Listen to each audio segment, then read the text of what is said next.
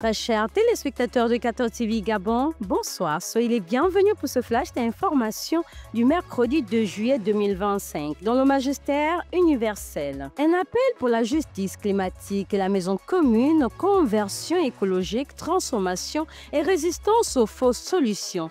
Tel est l'intitulé du document présenté le mardi 1er juillet 2025 en salle de presse du Saint-Siège par le Symposium des conférences épiscopales d'Afrique et de Madagascar, la Fédération des conférences épiscopales d'Asie et le Conseil épiscopal latino-américain. Un appel qui intervient à quelques mois de la tenue de la COP30 au Brésil. Pour les églises d'Afrique, d'Asie, d'Amérique et des Caraïbes, la crise climatique n'est pas seulement un problème technique, mais une réalité urgente, une question existentielle de justice, de dignité et d'attention à la maison commune. Pour ces derniers, les pays riches devraient reconnaître leur dette écologique envers le Sud. Nouvelle d'Église. Face aux violences meurtrières et crises qui minent les régions anglophones du Cameroun, l'Église catholique, par l'entremise de son Excellence Monseigneur Andrew Keya Founia, archevêque de Bamenda et président de la Conférence épiscopale du Cameroun, s'est impliquée dans la recherche des solutions durables. Monseigneur Andrew Keya a rappelé, avec la création de l'Osservatore Romano, la situation s'est beaucoup améliorée sur le plan de la vie quotidienne, avec l'ouverture de nombreuses écoles et des commerces.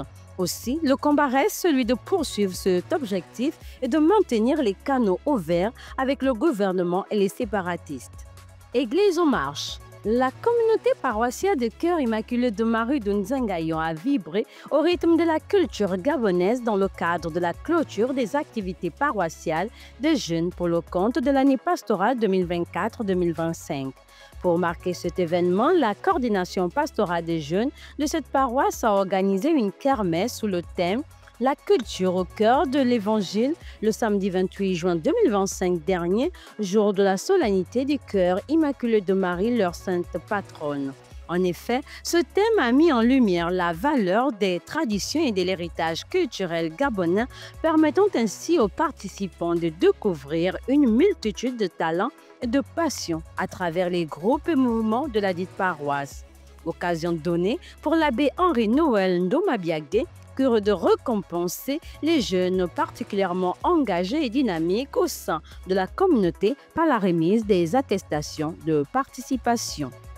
La commission pastorale de la famille et vie de la paroisse Saint-Louis-Marie Grignon de Montfort a rendu grâce à Dieu pour le bon déroulement des activités paroissiales pour le compte de l'année pastorale 2024-2025 qui s'achève par une messe le dimanche 29 juin 2025 dernier en la fête des saints Pierre et Paul.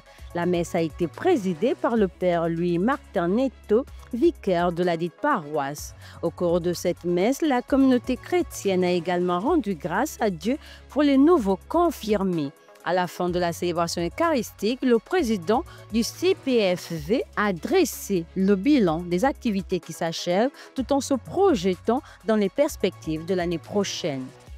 La vice-province Notre-Dame d'Afrique a la joie de vous faire part de l'appel à l'ordre sacré du presbytérat de leurs confrères et fils, le salésien de Don Bosco, Mbati Polionski-Linel, dont la messe d'ordination sera célébrée le samedi 5 juillet 2025 prochain à 9 h par l'imposition des mains de son Excellence Monseigneur Basile Nvengon, archevêque émérite de Libreville, en la paroisse Sainte-Barbe de Port-Gentil.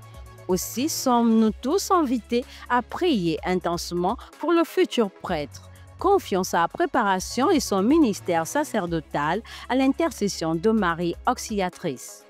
À l'occasion de la célébration du jubilé de la présence missionnaire au Gabon des frères mineurs capucins depuis l'année 2000, plusieurs activités seront organisées dans la neuvaine de prière qui débutera le 24 juillet 2025 prochain, suivie d'une conférence scientifique et historique sur la présence des capucins en Afrique centrale au XVIe et XIXe siècle avant la célébration eucharistique le samedi 2 août 2025, présidée par son Excellence Monseigneur Jean-Patrick Ibaba.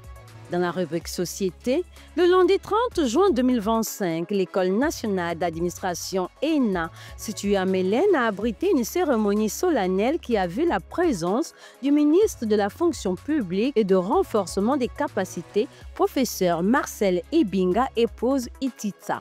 Madame Ititsa a placé la dite ouverture sous le signe de la rigueur, de l'exemplarité et de l'engagement. Elle a aussi exhorté les 500 futurs cadres de l'administration publique en ces termes: vous êtes appelés à incarner le nouveau visage du fonctionnaire de la 5e République tel que voulu par le président de la République, son Excellence Brice Clotaire Oligui Nguema, un fonctionnaire présent, compétent et engagé. L'ENA est dirigée par Dr Sabine Ilama, épouse Ngimbi, et a pour objectif la formation des cadres loyaux, compétents et orientés vers l'efficacité et du service à l'usager. Elle est une véritable pépinière de la haute administration gabonaise.